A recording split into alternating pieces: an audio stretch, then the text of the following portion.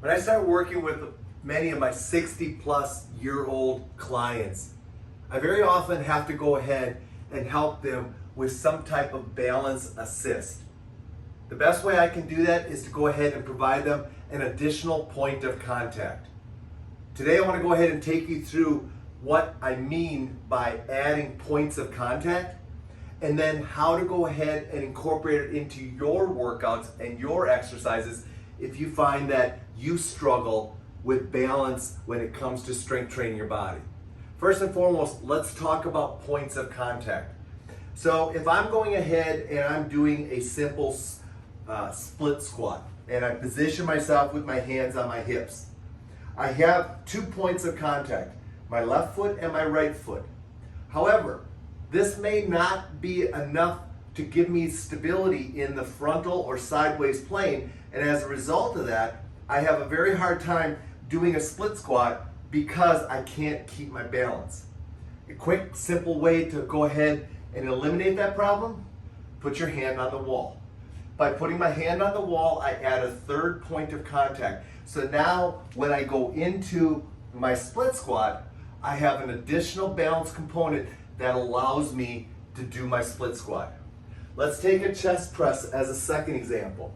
If I'm going ahead and I'm doing a single arm incline chest press, but I continue to lose my balance and therefore cannot generate force to go ahead and do the movement, by simply putting my hand on the wall, I create an additional point of contact, so now I can go ahead and generate more force because I have better balance.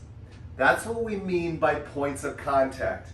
Now, how can you bring in simple tools into your band gym to create better or more points of contact? First and foremost is a simple chair. Just putting a chair near you to go ahead and do your upper body or lower body type exercises may be all you need to have as a balance. Secondly, you could go ahead and bring in a PVC dowel. Now, the unique thing about the dowel is it's portable and it can be moved around. So I can put the dowel here as I'm doing my chest press. I can keep the dowel here as I'm doing my split squat.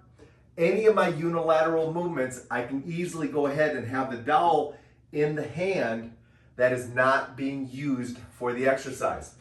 Lastly, and probably the simplest thing, is just the wall.